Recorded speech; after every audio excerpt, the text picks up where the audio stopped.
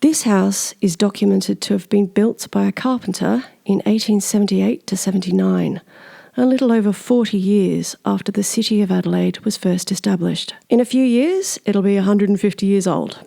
No wonder there are a few cracks. It has 5 original rooms and 5 original fireplaces, including in the kitchen. Judging by the layout of the house, the bathroom was incorporated into it at a later date, probably in the 1920s or 30s. Both my parents were from Adelaide. They were globetrotters, but they always called Adelaide home and returned with me in the early 80s. I spent my teens living in the hills and went to Glenunga High. I'm proud to say that was back when it was still a bogan school and had just 500 students. But, as is the case for so many, Adelaide wasn't large enough to contain my dreams. So when I finished uni, I went in search of greener pastures. Like my parents, though, I always thought of Adelaide as home. So a few decades later, I returned with my 2 sons. I was hoping to buy a place in Norwood, but nothing really suitable came up there, so I started to look further afield. The second time I walked into this house, I was with a building inspector. I recall it being strangely still and quiet, like it was holding its breath.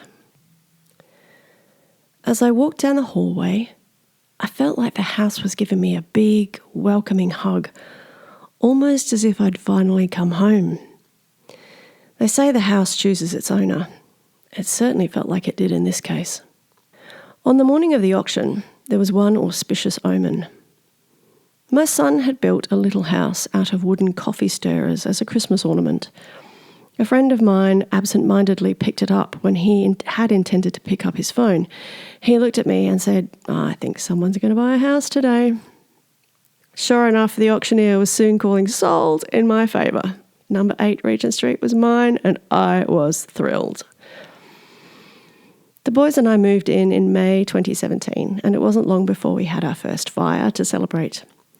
One of the things that really attracted me to the house was the fireplaces, and I loved the way the mantles had been stripped back to bare stone. I couldn't wait to light my very own fire in my very own house. In a funny way, I feel that I was guided here. My father had passed away in 2008. He was born in 1927 in Robsart Street, which, as I discovered only after I bought this house, is just 2 streets away. And the house he was born in is almost directly south from here. He was born on the 22nd of February. The lot number of the block that number 8 stands on is 222. The house where my father spent his early years was next door to a stables and carriage company that was operated by his uncle Alfred. Alf was also a founding member of the Sturt Football Club. Since moving into number 8, I've often wondered about the others who've lived here and all the people who've come and gone, what their lives were like, if they were happy here. I sense that they were because the house has such a great vibe. Most people who visit comment on the way it feels. I sometimes think of the front door as a sort of time capsule or portal. For a long time after buying the house, I wondered if the men who'd lived here had fought in the 2 world wars, or if the women living here had seen their husbands or sons go off to war. I thought of the men walking out through the door, wondering when or if they would return, and of the women waiting, watching that same door, longing for the day their loved ones would walk back in and be safe home again. Taking part in this house history presentation prompted me to finally do some research. I found that one of the owners of the house was indeed a soldier. His name was John Quinn. His army records show that he was an outer works shearer when the war began. He joined up in 1940, and a month later he bought this house. Perhaps the security of a regular income enabled him to do so. It would be 5 long years of fighting, including in Tobruk and Borneo, before John could settle down to enjoy his hard-earned house. I can imagine him in quieter moments on the battlefield, thinking of his home and dreaming of being in the safety of its walls and a nice, warm, comfortable bed. After he was finally discharged from the army and able to settle, He stayed on here for another 15 years until 1959. I'm not sure when the homes next door were built, but I think it might have been sometime after this one.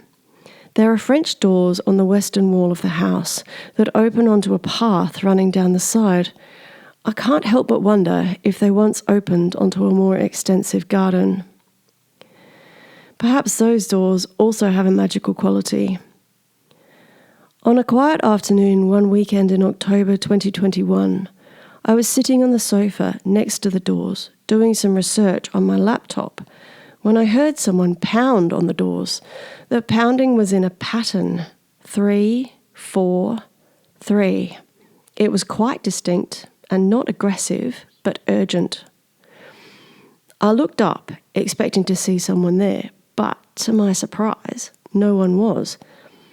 I thought perhaps it was pranksters, so I jumped up and looked out the window to see if someone was crouched outside or running out the gate. Nothing. I was mystified. I walked outside for a better look and replicated the sound. It was definitely what I'd heard. To this day, I cannot explain what happened. Was it an echo from the past? A time when someone had urgently pounded on those doors because they needed to raise an alarm? I never feel truly alone here. The house certainly has a presence or two. Perhaps it's just the spirit of the place. In any case, I find it comforting, and I feel very protected here.